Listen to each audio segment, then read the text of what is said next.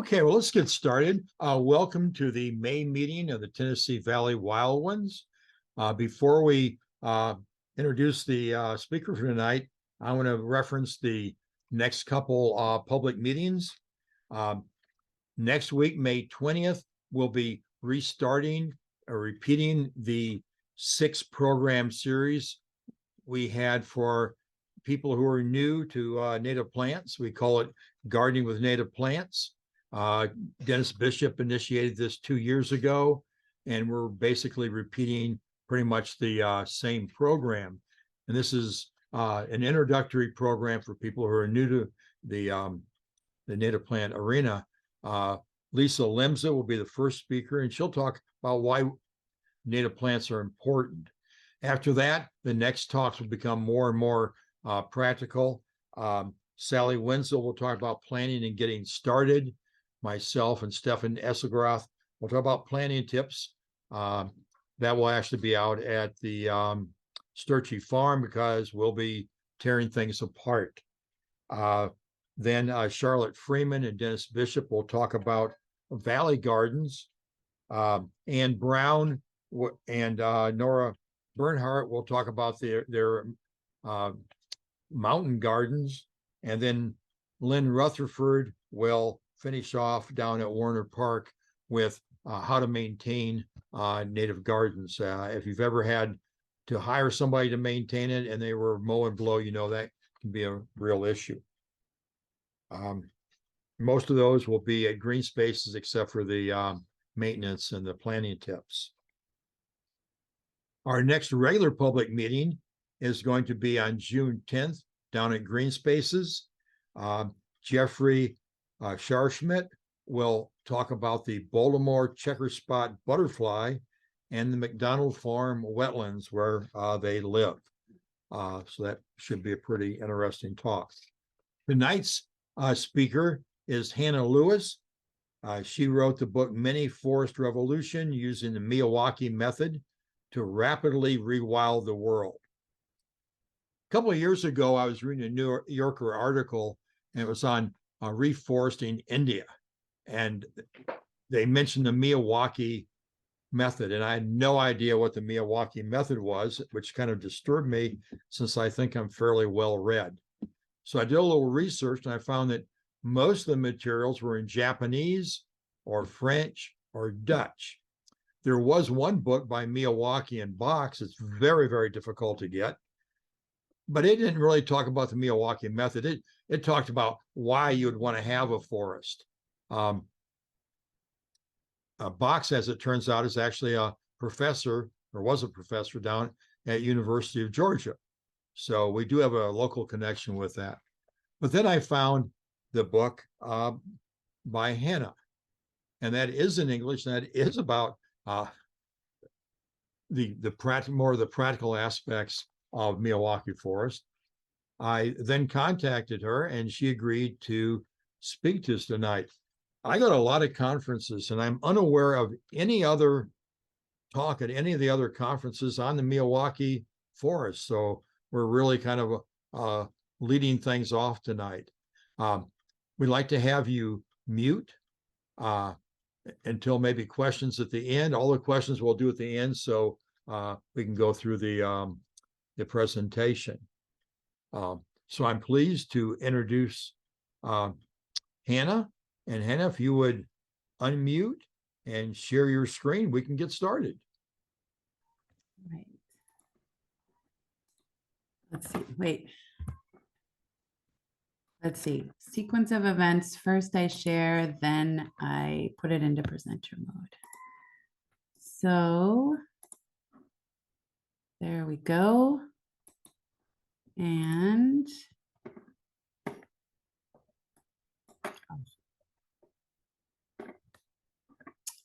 sorry.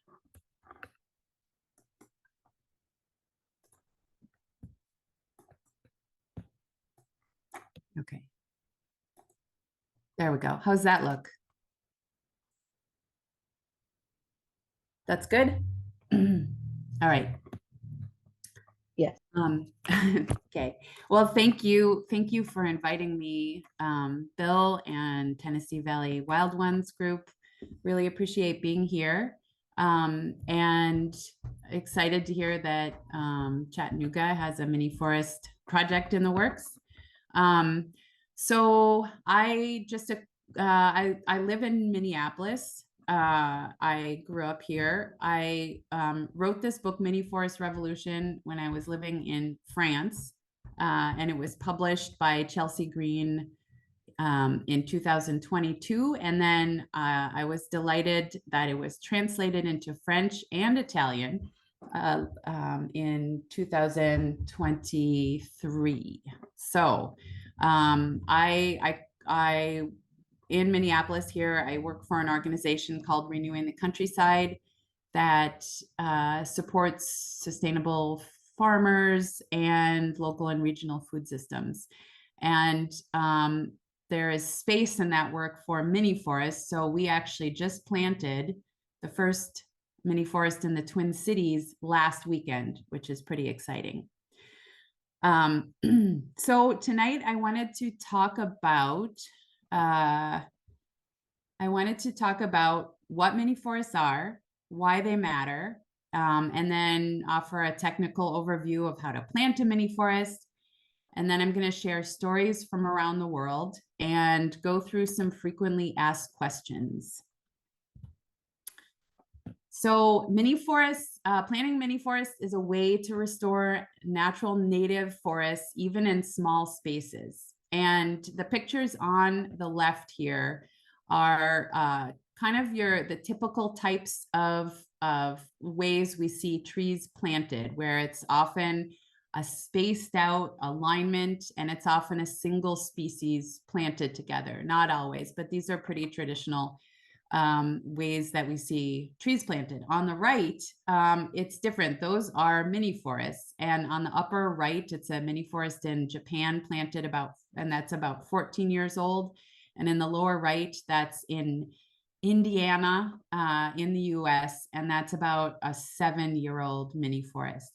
And the difference between these two approaches is that rather than planting trees as individuals on the left, we're planting them as members of a biological community where the plants interact with each other and with the native insects, birds, mammals, soil microorganisms, and with the environment as an integral unit. And all of these interactions among species make the whole system more stable, productive, and healthy. And this is important because healthy ecosystems function in ways that are vital to our well-being and can counteract many of the harsh effects of the climate crisis and extreme weather. So I want to just touch on these ecosystem services that forests anywhere provide, and any other type of ecosystem, because they're such important ideas, and they're sort of, for me, the core of why planting these mini forests is important. So one issue that we're facing is CO2 buildup in the atmosphere, and so leaves transfer. I think this is something most people know. Leaves transfer carbon out of the atmosphere into the living tissue of the land. But what's cool about that is that the more leaves and the denser and vaster the ecosystems, the more CO2 is drawn out of the atmosphere. So it's kind of a dynamic thing where the more healthy ecosystems we have, the more helpful they are in that sense. And then heat waves is something we're also experiencing. A mature tree has the cooling power of several air conditioners. And when you have a woody area of a city, that can lower temperatures by upwards of 10 degrees compared to treeless areas. Flooding and drought, the living porous soils of intact ecosystems, they kind of act like a sponge. They absorb floodwater, they hold on to moisture through droughts longer, and they contribute to plant transpiration, which in turn contributes to rain. So they help our water cycles. And intact ecosystems also clean the water and the air, and they protect coastal areas against storm surges. And then another big challenge we're facing is biodiversity loss, and ecosystems are rich with life and made up of the species we're losing. So this is a picture of the late Professor Akira Miyawaki, and he's the Japanese botanist who developed the technique we use for planting mini forests. During his 50-year career that spanned the second half of the 20th century, he was extremely active. He was a scientist, but he was a researcher, a practitioner, a teacher, a writer, and a speaker. And in doing the research for my book, I just really enjoyed, he wrote a lot and he was interviewed a lot, and I really enjoyed sort of absorbing his worldview and hearing his philosophy. And what I gathered from all that was that he really understood how much humans depend on intact ecosystems, and yet also how these ecosystems get cleared without even much recognition, seemingly, of what we're losing. So his vision was for wilderness areas to be protected and new wilderness areas to be created everywhere possible and with human help. And instead of calling them mini forests, that's sort of a newer name, he called them environmental protection forests, which I think speaks to the purpose they serve in his view, or one of the main purposes. So how do we create a new wilderness using the Miyawaki method? Well, it rests on a few main variables. For species composition, we're planting native climax forest species, and we're not planting only the tall canopy trees, but also understory trees and shrubs to make up the layers of a natural forest. We're often starting in degraded places where the soil the ground is compacted and missing topsoil. So we need to rebuild and decompact that topsoil to approximate the loose living soil that you'd find in a mature forest. And then we're planting very densely at typically 3 plants per square yard. And when we plant the trees and the shrubs, all these different species, we're planting them young, just a couple years old, and they're not creating much shade of their own or litter yet. So we need to cover the soil, protect it with mulch to hold down the weeds in the early years and to hold the moisture in the soil. So I mentioned climax forest species, and these are the shade tolerant trees that grow in towards the end of the process of natural ecological succession. So this here is a timeline that 100 or 200 years long, but it can be in some environments, the climax forest takes several hundred years to develop. So the timeline depends on where we are on the planet, but it starts on the left with bare ground, and then shows how the land gets colonized by different types of plants. So in the first years, you can probably picture what I picture is, dandelions, clovers, little grasses, small, fast-growing plants that make a lot of seed, take advantage of the space and the sunlight, and just, cover the site. But as time goes by, you start to get bigger plants growing there. And as those bigger plants grow, they shade out the earlier ones that need all that sunlight. And then eventually you might get some trees, some pines or poplars, faster growing pioneer species.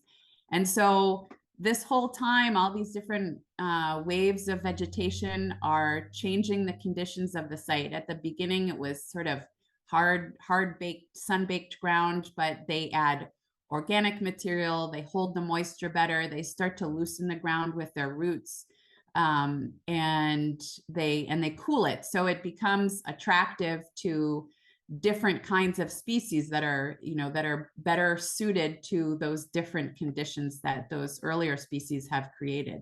So eventually you get shade tolerant species that can germinate and grow under the shade of those pioneer trees, and they grow up, and as soon as they take over the canopy, they've created a totally shady environment And so it becomes sort of a self-perpetuating community where it's mainly shade tolerant species that can germinate and grow in that forest. And that community can remain stable for centuries or even millennia in the absence of a major disturbance. So the Miyawaki method sidesteps that natural ecological succession process and skips to the end by planting those climax species directly. But first, we need to do the work of improving the soil that earlier successional species would have done, which is why we go ahead and decompact the ground and add a lot of organic material before planting, because we need to get away from those hard packed conditions and create more of the conditions that will be amenable to those climax forest species. And so Mr. Mall mentioned Elgene Box, who co-wrote the book with Miyawaki, and he said, the logic of Miyawaki's method is to create a permanent canopy of climax tree species directly without going through the successional stages. This creates a more humid, shady forest microclimate as quickly as possible. And so the idea is you're creating ideal conditions. You've got the the species that are very adapted to each other and to the site. They evolved in that place, and then you've improved the soil, and so they grow up, and then because they're so close to each other, as they branch out, they touch each other, and that creates that canopy pretty early on. And so you get to that microclimate, which allows the system to be self-sustaining. It shades out the weeds, it holds the moisture. So you only really need to weed and water that mini forest in its first 2 or 3 years before that canopy has created a microclimate. And that's something people really like about this method, is that it does become a self-sustaining system in about 3 years where maintenance is no longer needed. I apologize for the coughing. I have a little bit of a head cold. I think that's what's happening. So an important step in the Miyawaki method is to figure out what the climax community is for your planting site. And this can be somewhat complex because of how altered our landscapes are. But a good place to start is to situate yourself ecologically with a map like this. I found this from the US Geological Service. And it shows, it shows the ecoregions of Tennessee, and each ecoregion has its own characteristics in terms of climate and associated plant communities, which are also related to topography. So Chattanooga, I should say, I have never been to Tennessee, but I have always wanted to, because a teacher in 7th or 8th grade, a science teacher, said emphatically to our class that if there's anywhere in the world we should go to visit, it's Tennessee or Kentucky, because they are the most beautiful places in the world. And I have never forgotten that, and I'm still planning to make it to Tennessee one day, but I haven't been yet. And so anyway, looking at this map, I'm seeing Chattanooga down here, and in what this map defines as the southern limestone Dolomite valleys and rolling hills area. And so it's just kind of, I find these maps really cool because they give us a whole different perspective on the places where we live. So what it says about that area is land cover includes intensive agriculture, urban industrial areas, and areas of thick forest. And the thick forest, white oak forest, bottomland oak forest, and sycamore, ash, elm, riparian forest are the common forest types. So that gives you an idea of the types of species that you'll probably be planting. But each site has its own characteristics, and they can change based on topography. So if you're down by a river, it'll be a little bit different than up a bit higher. And so, you know, working with somebody, with a soil scientist or an ecologist to figure out what the plant community is that's associated with that particular site is a really important first step for this method. So that was kind of the technical overview, and now I wanted to share some stories that I had the privilege of collecting as part of my work for writing the book. And so I got to talk to mini forest project leaders in 10 countries around the world, including India, Iran, Japan, China, Cameroon, the Netherlands, France, England, the US, and Lebanon. And these are some of the pictures from those different places. But I wanted to start just sharing a few stories, start in Cameroon, where conservationist Limbi Blessing Tata, who she led the project in this southern Cameroon city of Buea, which is it's been a fast developing urban area over the past several decades. And so it's part of the Congo Basin rainforest area, but it's lost forest cover due to urbanization and farming. And so something that has also happened is that the water table has fallen. And so it's been harder and harder. People have to dig deeper and deeper wells. And these streams that carry fresh, clean water right out of the mountains are no longer as reliable as they have been. So when she discovered the Miyawaki method, she realized that it could be a good way to restore the land along the riverbanks to clean and cool the water that people depend on, reduce the evaporation, and improve the soil's ability to hold water. So on the left here is one of the sites that was restored. And this picture in the lower left is the site right after it was planted in March of 2020. And you can see the mulch layer, and you can't really see the trees because they're still those tiny 2-year-old seedlings there. But the upper right is the local community that planted it, and then the lower right is a 1.5 years later. So you can see how that that bend in the river is going to be cooler, shadier, and that those plant roots are going to help clean the water. And now just skipping over to another project. This one is in Paris, France. So the focus for Limbi Blessing Tata's project was water quality and quantity. In Paris, the issue that they were facing and are facing is the urban heat island effect. So they've had major heat waves in recent years that have been deadly. And the city is trying to figure out how to make keep Paris a livable place, even in really hot summers. And they have a lot of strategies, but one of them is creating cooling corridors and cooling islands throughout the city. And so these are also kind of green corridors. So they're basically linear strips that go through the city. So it could be a heavily, a very well, streets that have a really nice thick canopy. So that could be a cooling corridor. But they're linear areas that connect parks and other natural spots. There's 2 woods on either side of Paris, so connecting those to each other.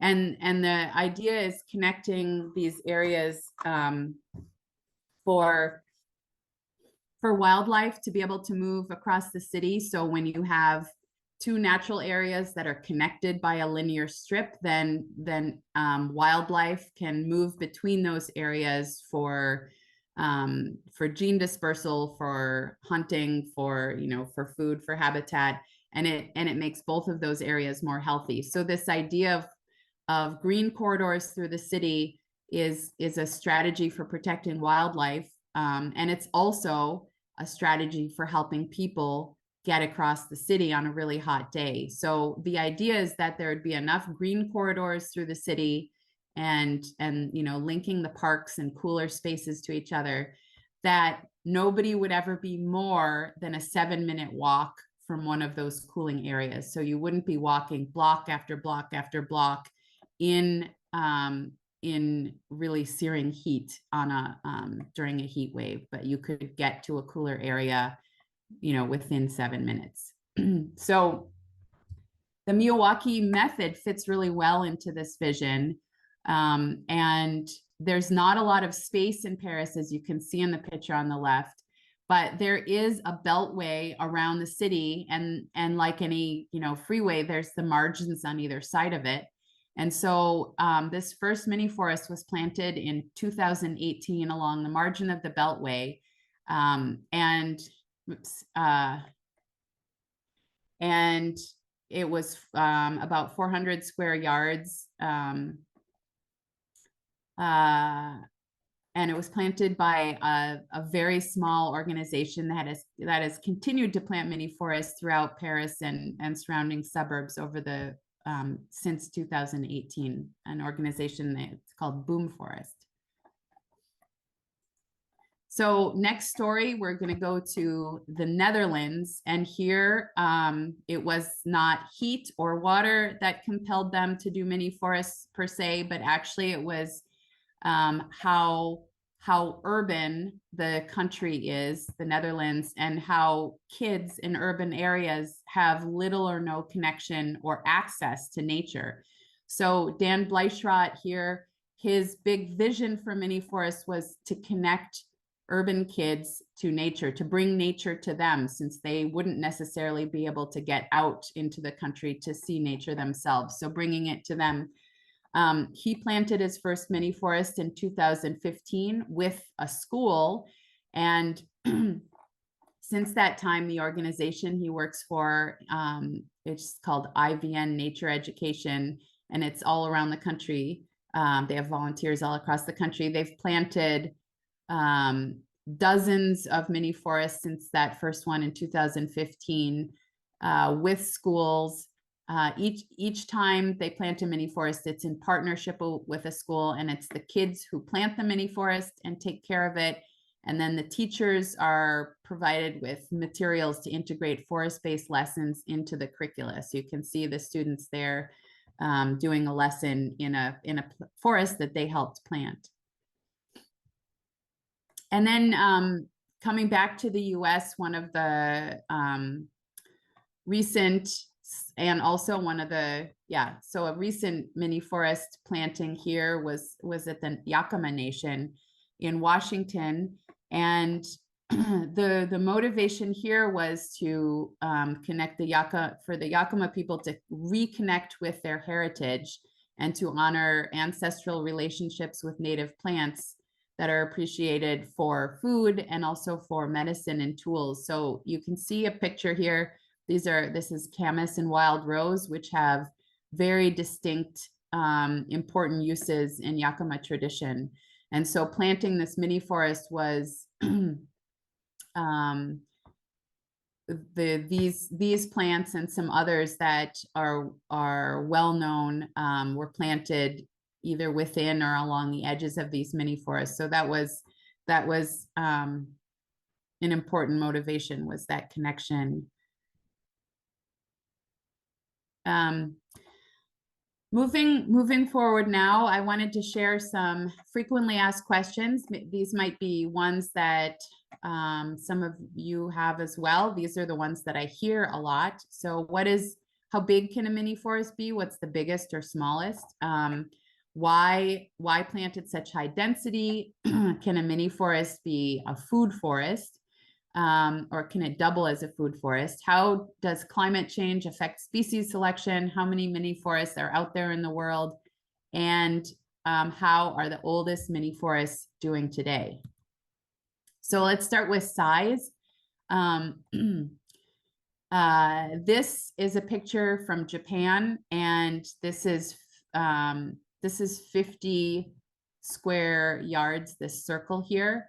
And that's on the pretty smaller end. if you look carefully, there's an even smaller circle beyond where these people are planting, which is only 12 square yards. And so those are really small. The person who shared these pictures with me, who helped plant them, said that they were the smallest he had ever done, and he was pleasantly surprised that they were doing pretty well in spite of how small they are. Another example is these pictures are from Beirut, Lebanon. This is 10 square yards in a Beirut schoolyard, and even smaller is in the Netherlands. People, the IVN organization that's doing the mini forests, they are helping people plant them in their backyards, and so they have sort of a special kit, or kit with instructions on planting a 6 square yard tiny forest garden in their backyard. So you can see people are really experimenting on the very small side for planting. And so the advantage of such a small planting is that you can kind of squeeze it in anywhere, even in this really busy schoolyard. We're able to carve out a section of concrete and plant native forest plants in there. And that was totally doable and easy to weed, easy to get in there. So on the larger side of things, this is in a suburb of London. This is about 2.5 acres. And this is the footprint before it's planted. Similarly, in Indiana, theirs was also a little over 2 acres. A difference between this one in London and the one in Indiana is that this was planted by a small team of people over about 2 weeks. So pretty much in one go, people planted this 2 acre area by hand at that really high density. So that was really intense work. And a different approach in Indiana, they planted about the same amount of land, but they did it in annual events over 6 or 7 years. And so they planted it segment by segment, and a Saturday morning festival every year for 7 years. So that was maybe a simpler approach. And then in terms of, so let me just say with the larger ones, so the advantage of the smaller ones is that they're more doable, though the advantage of the larger ones is that they're a better approximation of a forest. Obviously, forests are very, very large. And one important attribute of a forest is that it has an edge, it has a canopy, and it has an interior space where the temperature is cooler, it's more humid than outside the forest. And if you had sunlight and strong winds, they would not be able to go all the way through the forest from one side to the other. So the bigger the forest you have, the more you're able to create a microclimate, which is part of what keeps that forest healthy and resilient. So even the small ones are a net ecological benefit, and they're great because you can get them in smaller places. But the bigger ones will act more like a forest in terms of having that interior microclimate. So a Goldilocks size of forest, I think, is 200 to 400 square meters or yards, which is about 2,000 to 4,000 square feet. So this is the one in Paris that I mentioned that was planted in 2018. And here it is. This is at about 5 years old. So you can see it's dense. It has a canopy, and you can imagine how it's cooler and shadier in there with that dense canopy than on either side with this hot asphalt. And so it has that ability to be resistance, because of its fairly large size, but it was also planted in just one day by about 40 volunteers. So in that sense, it's doable, which is why I think of it as sort of a Goldilocks size. It's both doable and going to be a bit more resistant in terms of having a microclimate. Okay, so next question, why plant at such high density? And the pictures on the right are from Japan, as you can see.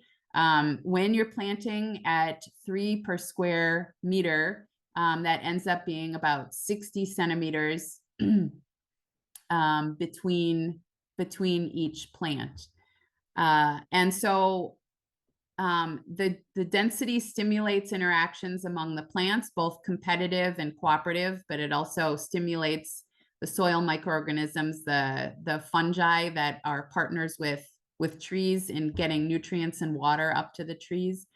And then the density also helps the plants, as I said earlier, branch out, touch each other, and form that that canopy more quickly. And then those pictures from Japan that I showed you, the circles, in what Miyawaki advised was in coastal areas, you plant even more densely than the 3 per square yard. You plant, 4 or 5 or 6 or 7 per square yard, because those plants are going to help protect each other against strong winds and outside conditions. And what the person who sent those pictures from Japan of those small circle forests compared it to was penguins huddling in the cold Arctic wind. So you're kind of reducing the edge space and maximizing the inside space that's a little bit protected from strong winds. And then also, if you think about a forest, if you think about an opening, maybe a giant tree falls and you suddenly have an opening in the canopy, well, all the trees around there have dropped their seeds randomly and densely. And so we're almost mimicking that, where those trees will then, once there's a clearing, they'll just grow up really quickly to fill that space. So it's kind of mimicking nature in that sense.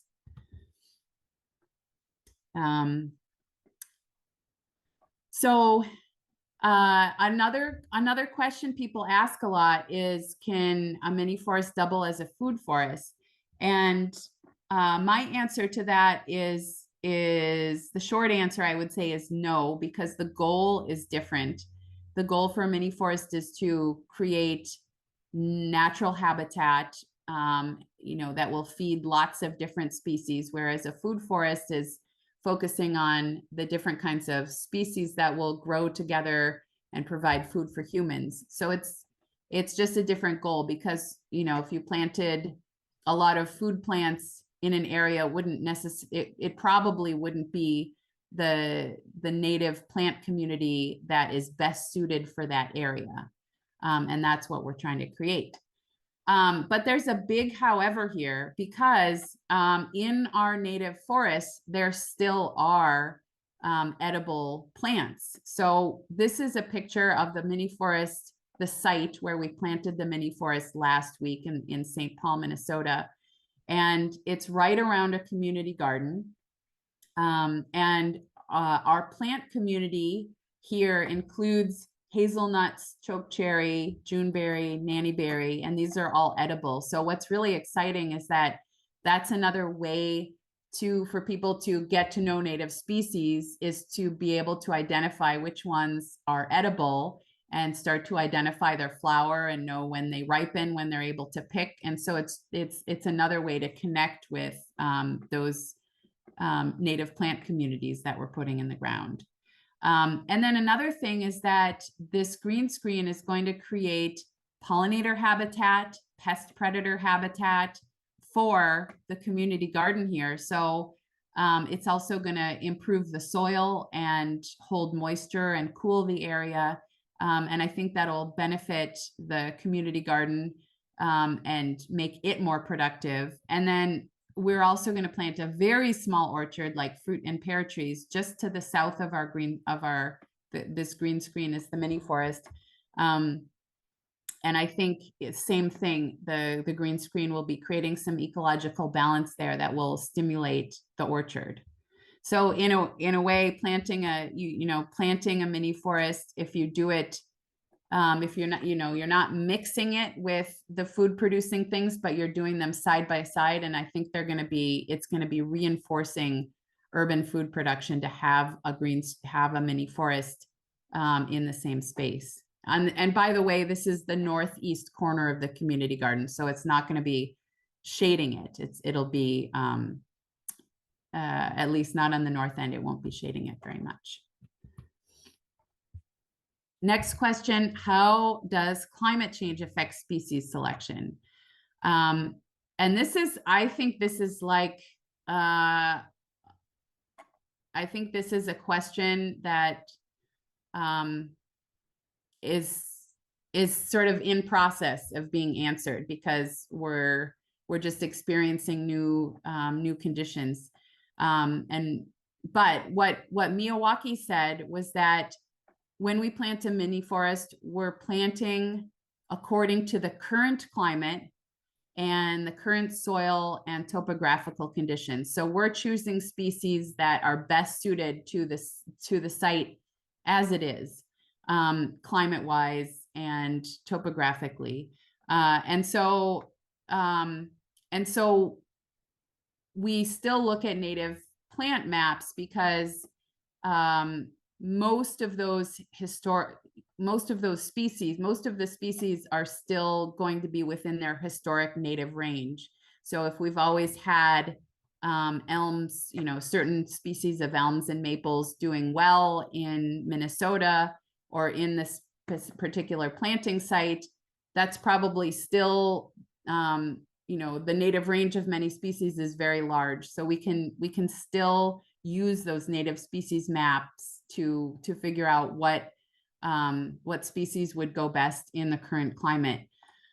And the goal for a Miyawaki method is to plant a forest that's going to grow very well today. So we still want to get species that are well adapted to the conditions today, because we need those ecosystem services right now. We need that forest to grow well right now and become a healthy ecosystem that's going to resist conditions, extreme conditions that may happen in the future.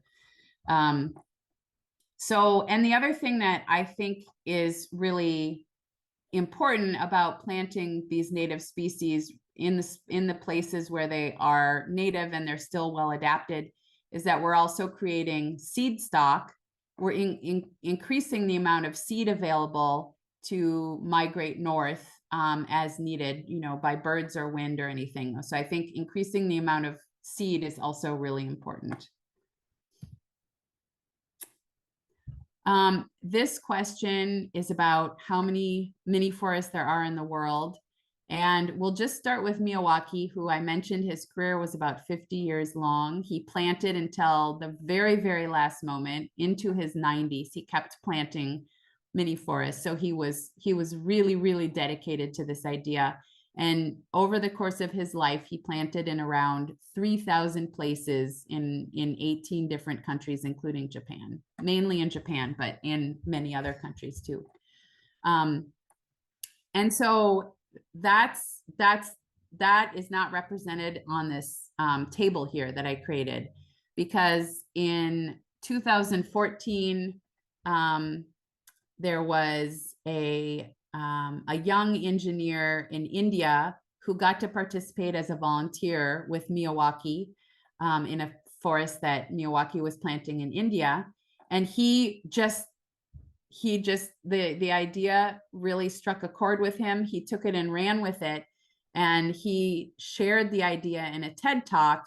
And so starting in about he started a company in 2011, and then he shared with a TED Talk. And so people in Europe and in other parts of the world got the idea. So that idea really started spreading a lot that way. Whereas when Miyawaki was doing his work, I think the internet didn't have as big a role in terms of spreading the idea.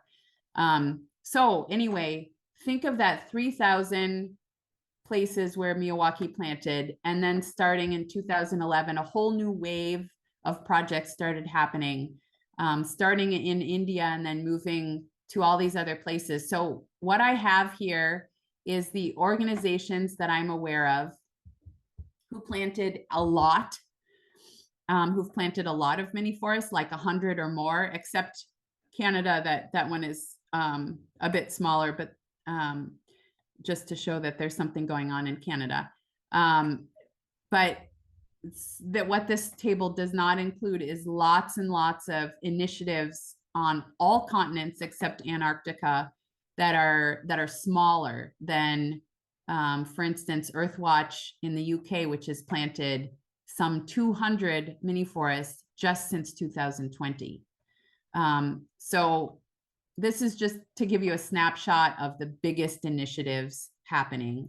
And if you wanted to explore this more, you could go to the Sugi website. You can see this line in the middle, 2009, since 2019. Sugi is like kind of a online platform that raises money and sort of directs people to technical assistance to plant using the Miyawaki method. And since 2019, they've supported 184 projects in 24 countries. So that's a nice place to look to kind of get a feel for what's going on around the world. It's sugi.com, I believe. And then in the US,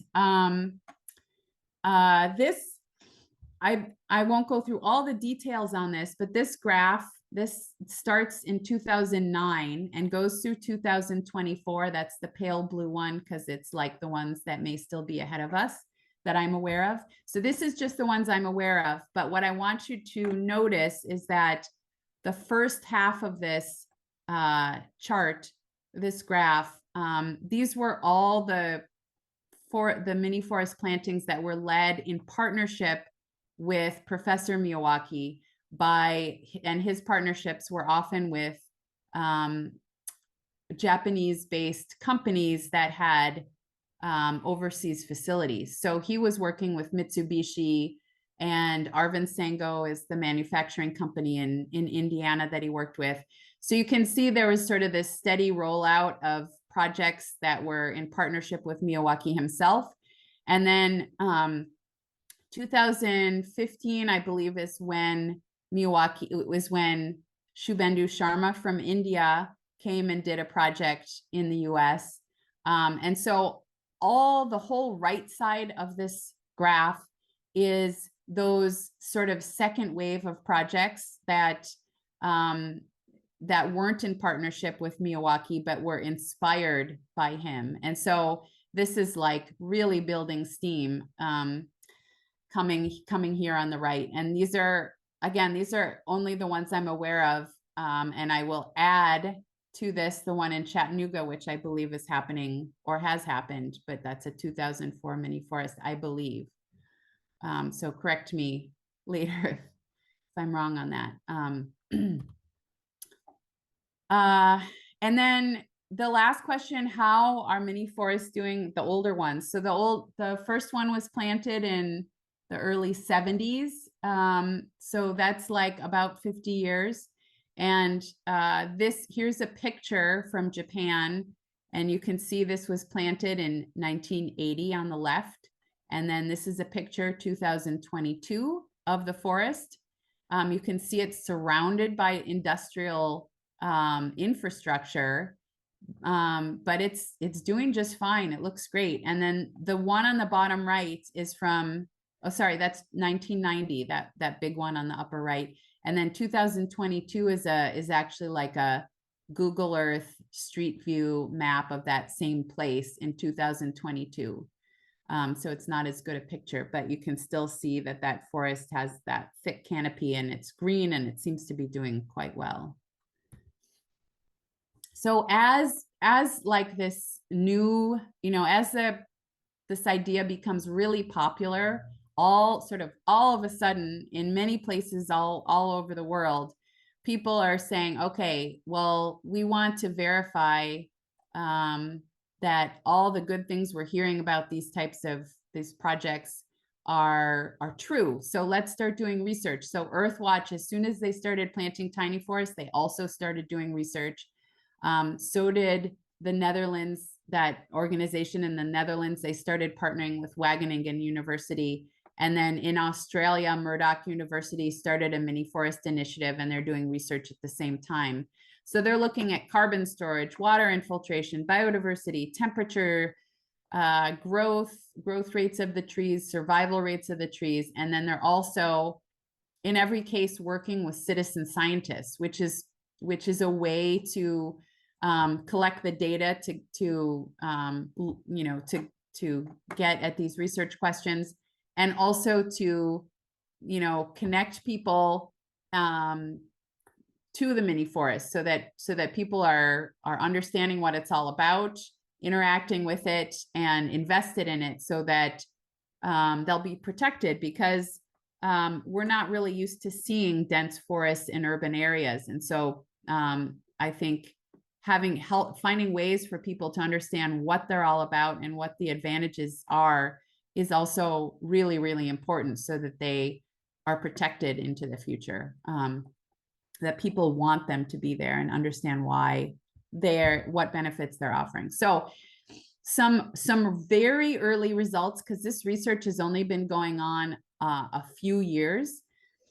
In Earthwatch, this is a report from 2023. Water infiltration 24% faster inside the tiny forest compared to outside, and that's only with 1 or 2 year old forests. Water infiltration they found was 65% faster in the oldest of their forests, which was 3 years old. So if this is actually a trend, that means that water infiltration would increase as the forest matures, and it's building the soil at the same time those roots are developing and the soil structure is forming better and better. Earthwatch also observed a 6 degrees Celsius cooler difference inside the tiny forest compared to outside. And Wageningen, they measured biodiversity. They planted, in each case, we're planting only 15 to 25, sometimes more plant species.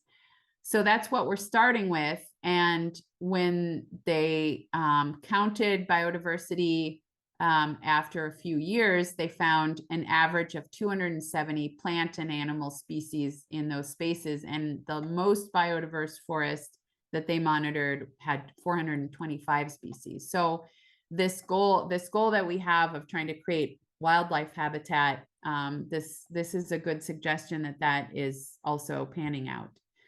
And again, temperature of like nearly 6%, 6 degrees Celsius difference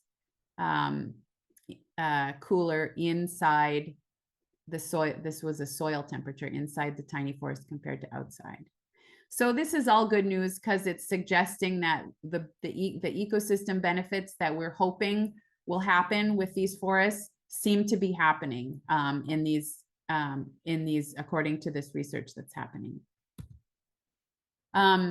If there's time, I would like to share a trailer for a documentary that was made by a young documentarian, Angelina Lee. She spent about 6 months in Western Europe filming different mini forest projects there. And I think I need to get out of these slides and click on the link. It's about 2 minutes. Does that sound good? Sure. Okay.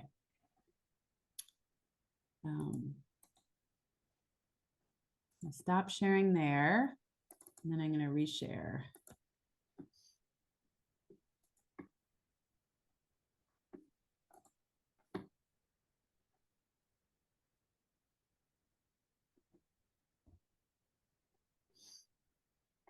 Okay, let me reshare now.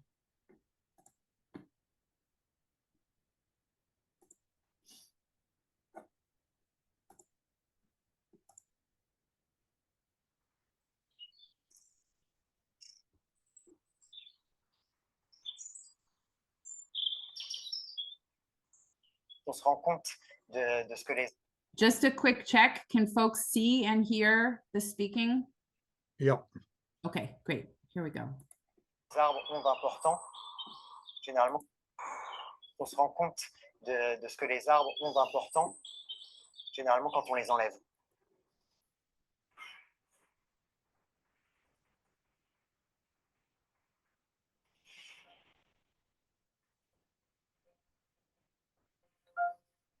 The world has lost about a third of all forest cover, and what remains continues to be degraded and cleared. Dit stuk bos is nog een van de laatste stukken oude boskern in Nederland. Forests filter the water we drink, purify the air we breathe, keep CO2 out of the atmosphere, and provide habitat for countless species. Je me suis dit, testons-la, faisons une expérimentation. A new approach to reforestation is capturing the imagination of communities everywhere.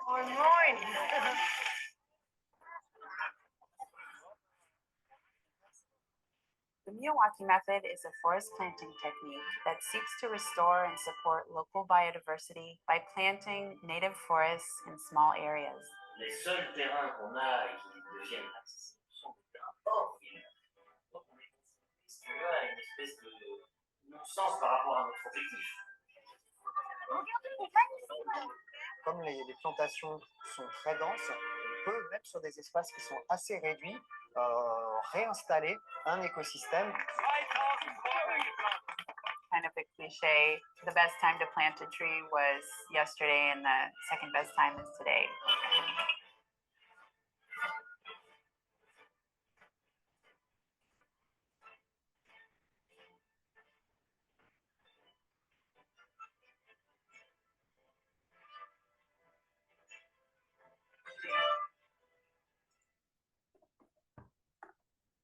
So that's the end of the presentation. I just wanted to share that trailer with you.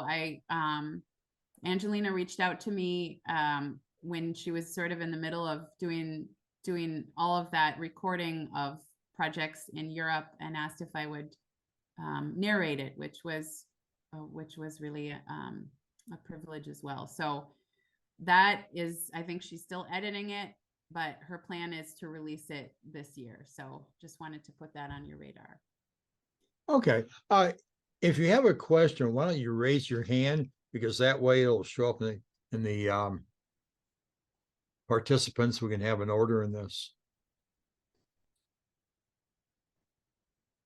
I'll start. Well, okay.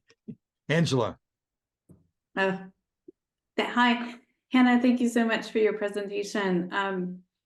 I was just wondering if there are, I know you talked about a couple books, but are there, and the Suki website, so would those be good resources to go and kind of recheck and look back on the system of identifying like climax trees in our region, things like that, the steps? Okay, I'm working on like a little strip of what we've modeled after a forest, but it's this tiny little strip of land that's long along a parking lot, and we've already established trees, but I think it would be great to compare to see where we are with things. You said you've already planted that strip? We have, but we're still adding to it. Oh, okay. But the major trees have already been selected. They're native trees, but I'm super curious about climax trees. Yeah. And how to know which species are which. Yeah, I think well, I can share with you how I did it when I did a project in France, where I was living, a small town on the coast, and then in St. Paul. In France, I reached out to the plant conservatory of the region, and worked with a plant ecologist there, and she helped me figure that out. And in Minnesota,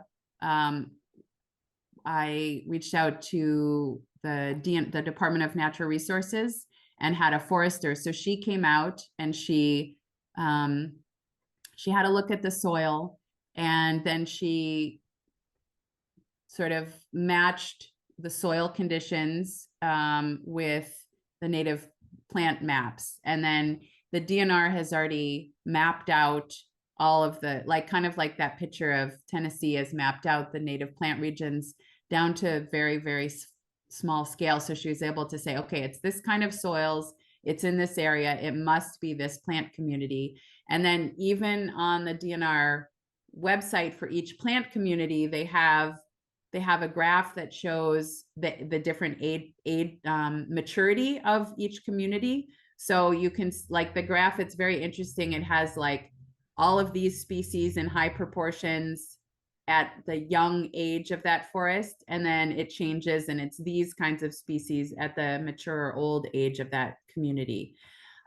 So I think it's helpful to then, you know, start working with your, you know, university or local or DNR, local people who, yes, local scientists who are working on those things anyway as part of their regular work, and get them on their team. I think get them on your team. So for us, it was just a short interaction with each of those two different groups, but we probably went back to them a couple times saying, okay, but what about this and this and this? And so it was like a conversation where she didn't know the Miyawaki method, but I was kind of bringing that knowledge together with her knowledge of Minnesota forest community ecology. Thank you. Sorry, my answer is really long-winded, but I'll also add in terms of like more how-to information. There's a how-to chapter in my book, but also maybe a quick and easy one and good one would probably be a forest. I mentioned Shubhendu Sharma in India. A couple years ago, he created 11-part online tutorial that's free. So you can just go to it and it's broken apart into different steps of the process. So you can get advice that way from somebody who's done lots and lots of them. Yeah, and it's free. I can send that link to Bill and he could share it out later. Thank you. Okay. Also, there are some French and Dutch documents that I've translated that are how to. Also, when you did yours, did you do the soil excavation? In the Dutch and French materials for the impacted areas, they actually dug out about 3 feet deep, amended the soil, and ended up kind of with that little raised area. Did you do that at the one in that you just did? The one in St. Paul? Yes.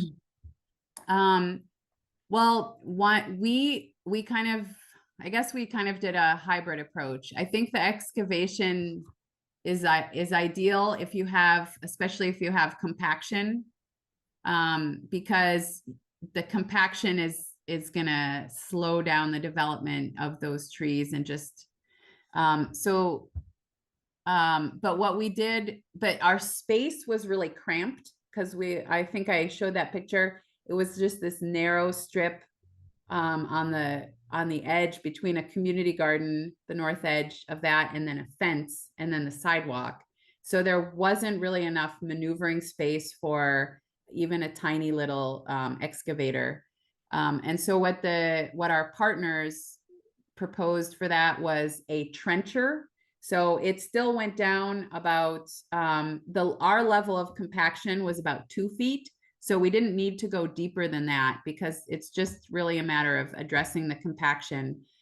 So they just crisscrossed the whole site with a 2-foot trencher, and then incorporated the organic material into those trenches. And interestingly, they did that in December. I think it was early December or late November, before the ground had frozen. And when I went to check the site after that, it was hard. It was really hard to get the shovel in more than a couple inches. So I was pretty concerned that the compaction had not been addressed. But what we did was, since we did it so far ahead of time, we covered it with mulch so that the soil wouldn't be damaged or eroded over the winter. Or so we trenched it, we added organic material, incorporated that in, and then covered it with a pretty thick mulch. And in the spring, I think maybe a result of freezing and thawing, the soil was actually really nice and loose. So so that was just an interesting learning experience for me, that having the soil prepped and then mulch so that the soil's protected, and then having it go through the winter like that seemed to get the soil to a good point this spring when we planted. Okay. Any other questions? Anna, can you update us on where Chattanooga is in looking at sites for an installation? Put me on a spot, huh, Bill? That's all right. Yeah, so I'm Anna Mathis. I'm the Natural Resources Manager for the City of Chattanooga, and we are looking at a few sites, and we're working with the Appalachian Carbon Exchange to kind of, they're going to test the soil for those sites in the next couple of months, I believe, and then we will start to plan on how we'll hopefully start planting in the planting season this winter. So I believe also Waterways has applied for a grant to help with this project. I do not know the status of that. So. Okay. Any other questions? Okay, well, I have one, Bill. I have another one. Hearing you talk about the soil compaction in the site that I've been thinking about and working on has very, very dense soil, and it's on a church property. So the church is, is working towards committing more and more towards stewardship and sustainable actions. Could developing like composting methods of like food scraps from the kitchen contribute to starting to develop the soil into a richer soil? It's a really rough soil. It has like mixtures of netting in it. It's very gravelly. Of course, like a lot of the natural clays that we have here, but I wrote down the Appalachian Carbon Exchange just to see what they say, just to learn more about them as far as like testing the soil and figuring out what its makeup is. But just that idea of like, we're adding leaves to it, but we didn't do any kind of real treatment of the soil when we already planted our trees. So I'm just wondering now, like, how do we go back we've got several, probably 60 or 70 plants already working to get established in that soil, plus trees. So. Well, let me jump in with my suggestion. You should really consider, if the soil's that bad, you want to do this. Just gritting your teeth and starting over. Dig up the plants, put them in pots, and do the soil, because it's not going to be rich soil. You put all you want on top, and it's not going to. It's going to take a long time to filter on down. Thanks, Bill. Yeah. I'm not sure I can convince the garden committee to dig up those trees. Yeah, the soil part is the soil prep is like a key component of the method. So it is an important part. But I mean, on the other hand, you could do kind of a side-by-side thing. It could be a chance to do an experiment and say, here's what it looks like when we don't do the soil prep, and here's what it looks like when we do it. So you could do another strip that is in similar conditions, but you've prepped the soil, and that could just be a really interesting learning experience too. Sure. Okay. Thank you. Okay, well, if there are any other questions, I thought it was an excellent presentation. I really like the balance of the different aspects of it that you went through. So I really appreciate your time doing this. And as before, I will try to convince you to come down to Cullowhee for 2025 because it's never mentioned there, and I think it really should be. Thank you. Thank you. I appreciate that. Yeah, and I'm still planning to get to Tennessee sometime in my life. My science teacher in 8th grade was right. It's a must do. But yeah, I appreciate your invitation today. Yeah, please stay in touch. Happy to chat with anybody about any projects that are happening. Okay, great. Well, with that, I think we can end this, and I'm glad it was recorded. I think that there'll be a lot of people looking at it later. So thanks a lot. Thank you too. Good night. Good night. Thanks, Anna. Thank you.